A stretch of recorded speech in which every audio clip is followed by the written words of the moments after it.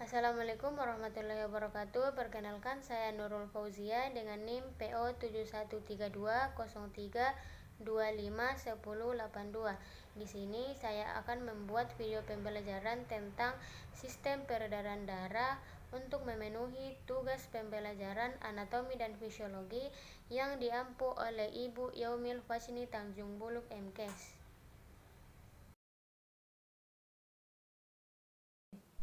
Gambar di samping adalah sistem peredaran darah atau sirkulasi sistem manusia, yaitu jaringan pembuluh darah, arteri dan vena yang berfungsi mengedarkan darah dari jantung ke seluruh tubuh dan kembali lagi ke jantung. Apa itu sistem peredaran darah?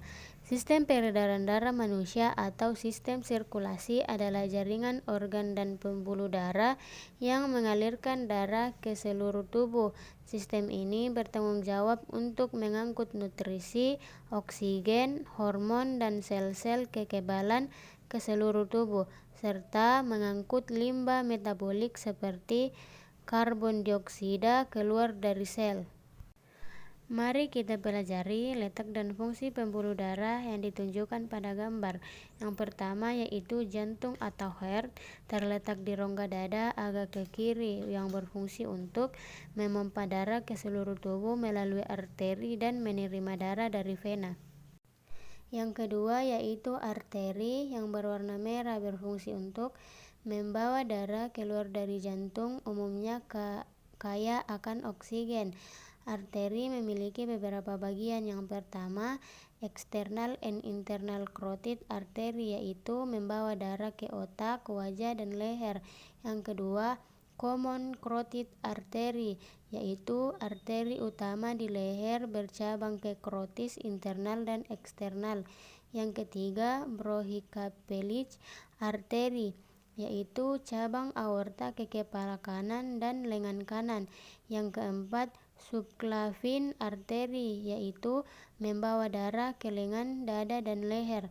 Yang kelima, pulmonary artery, yaitu membawa darah kaya akan oksigen dari jantung ke paru-paru. Yang keenam, axillary artery, yaitu arteri di ketiak menyuplai lengan atas. Yang ketujuh, abdominal aorta, aorta di perut membawa darah ke organ perut, panggul, dan kaki. Yang kedelapan, brachial artery, yaitu arteri utama lengan atas. Yang kesembilan, renal artery, yaitu membawa darah ke ginjal. Yang ke-10, common iliac artery, yaitu cabang besar dari aorta menuju ke panggul dan kaki. Yang ke-11, radial artery, arteri di penggalangan tangan atau sisi ibu jari. Ke-12 yaitu ulnary artery, yaitu arteri di pergelangan tangan sisi kelingking.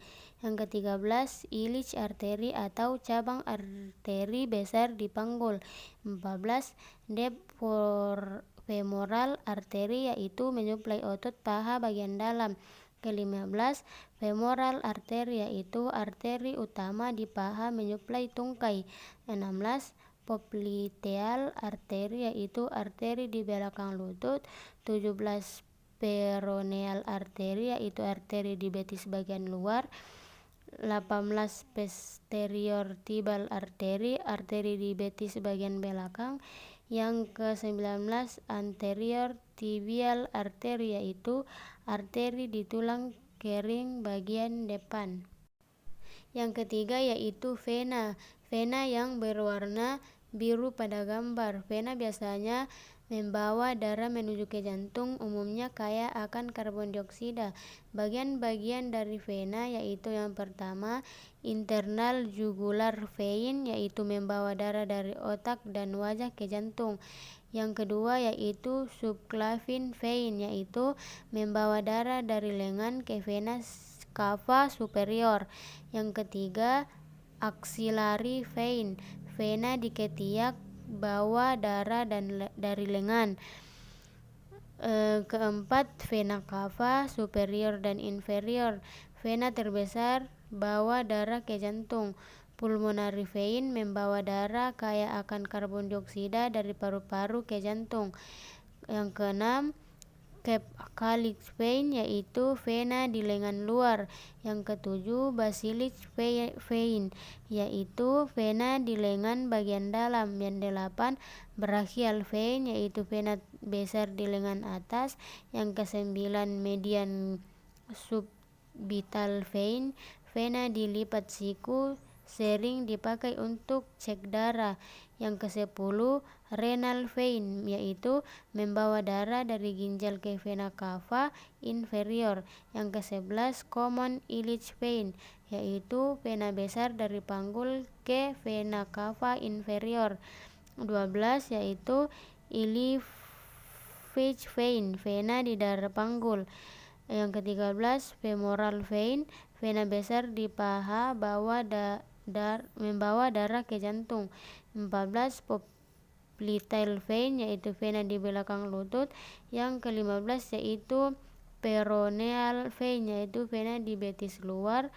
Yang ke-16, great venous vein, yaitu vena panjang dari pergelangan kaki hingga pangkal paha, sering dipakai untuk operasi bypass. Fungsinya secara keseluruhan, yang pertama mengangkut oksigen dan nutrisi dari paru-paru dan sistem pencernaan ke seluruh sel tubuh. Yang kedua, membuang sisa metabolisme seperti karbon dioksida dan zat sisa melalui paru-paru, ginjal, dan hati. Yang ketiga, menjaga suhu tubuh dengan distribusi panas melalui darah.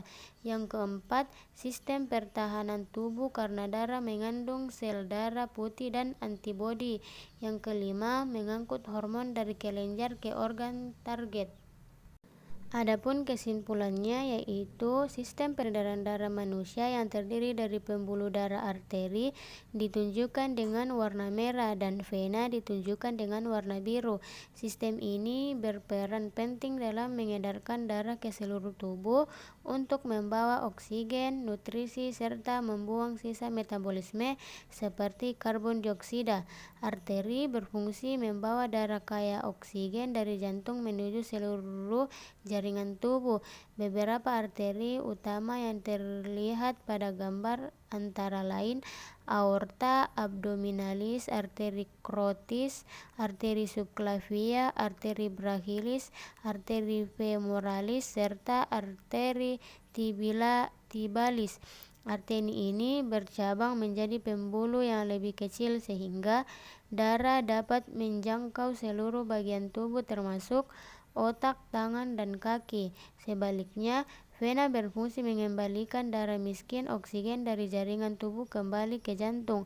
Beberapa vena utama yang terlihat adalah vena cava, vena jugularis interna, vena subclavia, vena brachialis, vena femoralis, serta vena spea magna. Vena memiliki katup yang mencegah aliran balik darah sehingga alirannya tetap terarah menuju ke jantung. Sekian video pembelajaran dari saya. Kurang dan lebihnya mohon dimaafkan. Wassalamualaikum warahmatullahi wabarakatuh.